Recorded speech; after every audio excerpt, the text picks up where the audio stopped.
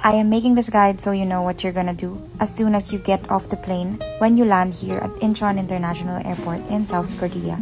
So this airport is one of the biggest and busiest airports in the world, but huwag ka matakot kasi sobrang dali lang makalabas from this airport. So when you land, maglalakad ka dito sa walkway na to. So this will be the one that connects your plane to the airport itself. Dito pa lang mararamdaman mo na yung chills kasi finally you're in Korea. And then you will see this small screen na nakalagay, "Welcome to Korea." So during your flight, may ibibigay yung mga flight attendants sa inyo ng mga papers. 3 yan. Pero yung yellow, wag mo na siyang sulatan because you won't be needing that if you have the Q code. So paglabas nyo ng eroplano, if nasi-CR ka, sobrang daming CR dyan usually. Ang daming tao sa CR pagbaba. Pero as in, sobrang dami talagang CR. So kapag nilakad mo yan, may mga makikitang ibang CR ka pa. So ayan yung Q code. Dire-diretsuhin mo lang yan. You can use the walkalator or dito ka lang maglakad dun sa may kabilang side. Ganyan yung itsura ng pathway. May kinakabit yun sa eroplano. So this is the yellow paper and nakalagay dyan na you don't need this form kung meron ka ng Q code. So ang Q code ay if-fill out mo yan online, may makukuha kang code. Tapos pagpunta mo dyan sa counter, ipapakita mo yung code dun sa scanner and then that's it. They have so many signs kung saan ka pupunta. Basta lagi mo lang sundan yung arrivals na sign. Ayan, pinapakita niya dyan yung malaking sign. Pinapapunta ka sa may side na yan. So once again, sundan mo lang yung sign. If hindi mo naman makita yung signs for some reason, you can always ask the staff. Tanungin mo lang saan yung arrivals. And then bababa ka dito sa may escalator nila. Pagbaba mo dyan, may isang babaan pa. And may makikita ka dito nakasulat na Incheon Airport. So, ayun. Pagkita mo nun, ayan, may babaan ulit. So, bababa ka dyan.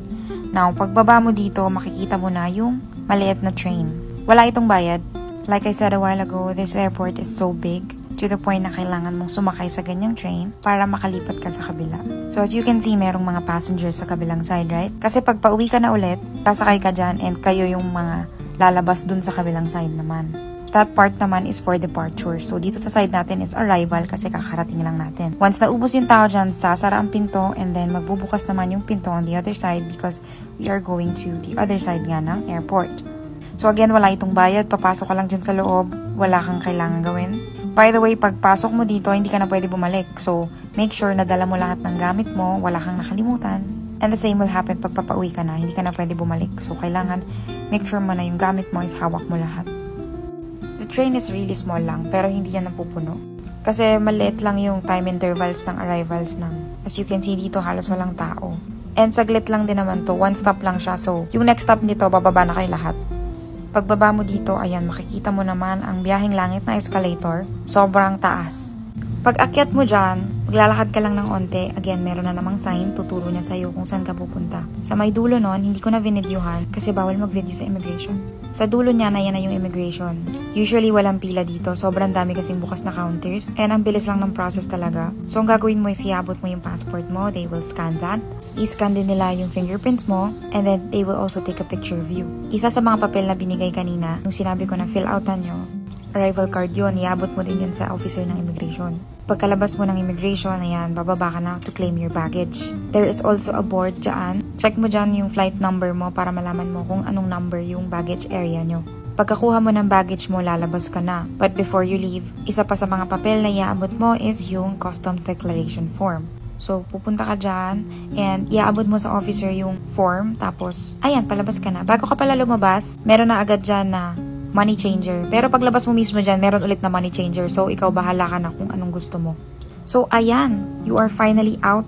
Dito usually makikita mo yung mga previews ng idols kapag lumabas sila ng airport. Paglabas mo din dito, ayan, makikita mo meron kang pwedeng pag-claiman ng wifi. Dyan din sa may labas, ayan yung mga bus stops. But if you want to take the train, samahan mo pa din ako kasi dun tayo pupunta ngayon. Pagbaba mo maglalakad ka, susundan mo lang din ulit yung mga signs, sasabihin yon yung Airport Railroad. Ayan, makikita mo yung KFC, tapos diretsuhin mo lang yan, makikita mo sa site, ito yung express train. Mas mabilis to, pero mas mahal. So, nakita nyo yung mga tao dyan, yan yung machines mo saan ka pwedeng kumuha ng ticket. That's for the express train. Kung gusto mo naman ng all-stop train, ito yung color blue sa tapat niya. Dyan ka papasok. So, again, meron ulit silang mga machines dyan. Dyan ka maglo-load ng T-money mo or dyan ka bibili ng single journey ticket. Now, I suggest na bumili ka ng T-money para loloadan mo na lang siya. Magiging mas convenient kasi sa'yo kung magtatap ka na lang every time na pupunta ka sa train station. Katapos mo dito, magtatap ka dyan to enter and then bababa ka sa may escalator and you will see the place kung saan ka maghihintay ng train. And that's it. Pagsakay mo ng train, makakapunta ka na ng Seoul. Enjoy your trip!